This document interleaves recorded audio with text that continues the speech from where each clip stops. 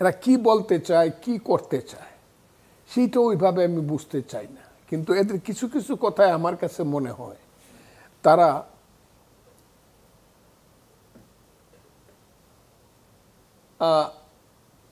শুধু আধারের যাত্রী হতে চায়, আলো হাতে আধারের যাত্রী না। আমার কাছে এই জিনিসটা মনে হয়। কেন মনে হচ্ছে? এই কারণে মনে হয় তারা যে যে কথাগুলো বলে, যত না তারা রাজনৈতিক শিক্ষায় শিক্ষিত, তার চেয়ে নিজেদেরকে প্রমাণ করার চেষ্টা করে বেশি। বিনয়ী হওয়ার চেয়ে তাদের উদ্ধত্ততা অনেক বেশি। এরা আমার সন্তান বলি আমি কথাটা বলছি।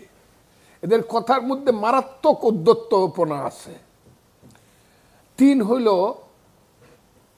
নিজেকে নেতৃত্বে প্রতিষ্ঠা করার যে প্রতিযোগিতা, সেই প্রতিযোগিতাটা তারা খুব অসমানভাবে গ্রাম লেভেল পর্যন্ত পৌঁছায় দিছে, যাতে করে আমাদের ছাত্র শক্তি বা ছাত্ররা, আমাদের তরুণ জেনারেশন এবং যুব জেনারেশনের কিছুটা এটা ক্ষতিগ্রস্ত হবে।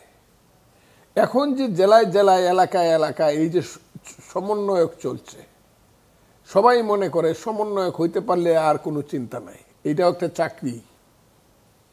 এই যে সমন্বয়কের চাকরি এবং সমন্বয়কের চাকরি দিয়া যে মানুষকে বুঝানো যে আমাদের এখানে শক্তিমান, আমি প্রশাসনকে বুঝানো, এবং প্রশাসন তো তারা মোটামুটিভাবে নিজের অনেকেই আছে, আমি এগুলো বলতে চাই না। তাদের কাছ থেকে আমি যেটা আশা করছিলাম সেই জিনিসটা তাদের আসতেছে না। আর 2 হইল রাষ্ট্রযন্ত্রের উপরে হাত দেওয়ার মতো যে অভিজ্ঞতা এবং যোগ্যতা থাকা দরকার, এটা তাদের নাই। কিন্তু তারা এর চেয়ে অনেক বেশি উপরে হাত দিতে চায়।